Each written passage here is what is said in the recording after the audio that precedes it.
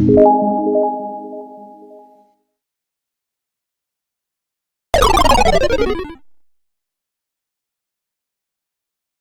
Real Madrid CEO has been in London on Monday and Tuesday this week, where he met numerous times with Marina Granovskaya, who he's basically running Chelsea Football Club at the moment, and it seems like they finally found an agreement. It looks like it's around the €100 million mark, which is always what we thought it will end up as. Yeah. I think Real Madrid for a long time were trying to lower the price a bit down more towards the €80 million plus bonuses. It looks like they finally agreed to reach the 100 million mark, which I think is a fair price, really, for a player like Eden Hazard, even with just 1 year left on his contract. Hazard happy, Real Madrid happy. I don't think there's any sort of discussion about that. Suits them. For Chelsea, surely there's a concern, though, isn't there? Well, there's a big concern about over many facets. Exactly. But I don't think this. Look, I don't think this is any great surprise to Chelsea that he probably 6 months to 12 months ago was probably on the verge of going, and they might have said to him, look, give us another year. Yep. And then we'll let you have your move if the price is right. So no big surprises from Chelsea. They've got other things to worry about on top of the injuries to the youngsters, the CAS hearing that's coming up over the transfer bans, the management issue as well. So there's lots of facets of that team that are going to be under pressure in the next few months. However, this is just magnificent for Eden Hazard himself. He deserves to go, and he'll live or die on the big stage, on the real big stage now, where, you know, you can get away with, to an extent, being at Chelsea, and, you know, they have an off-season, they have an on-season, as you know, at Madrid.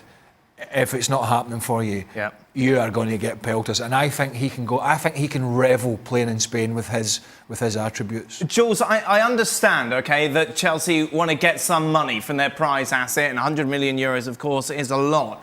But is there any argument to suggest that maybe they should just wait until this decision is made from the Court of Arbitration? Because you lose Eden Hazard, you can't bring anybody else in, then surely pretty much you're throwing in the towel for a whole season.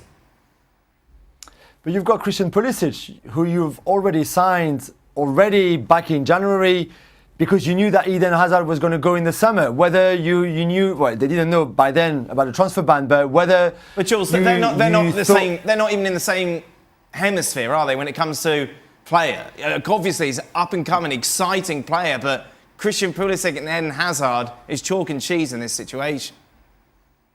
You're right, but they won't find anyone that is as good as Eden Hazard to come to Chelsea in the summer. Let's rule this one out already. So they would have to think a bit differently, maybe, or get a young Pulisic who, in a few years' time, will become like the Eden Hazard that we know now. A bit like when Eden Hazard left Lille to come to Chelsea. You know, a lot of people in the UK had never heard of him. So, you know, I think that's the idea.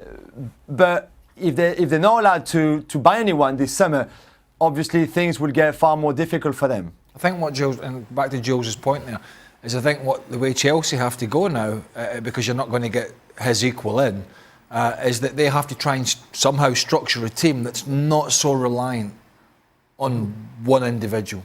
Not saying he was the only, but they were heavily reliant on him. And I think they're going to have to go down a road where they're going to have to share that burden around the squad a little bit more. Otherwise, they're going to be in trouble if they can't do that. And 100 million helps you do that. The thing for me is, and listen, Chelsea aren't the first football club to find themselves in this kind of hot water with UEFA and financial fair play. Everybody else has been able to kick the can down the road. I think that's exactly the playbook that Chelsea will be following. I think they'll have this summer. And 100 million goes a long way to at least stocking a dressing room for when that transfer ban does come into effect, if they do eventually lose out on that case.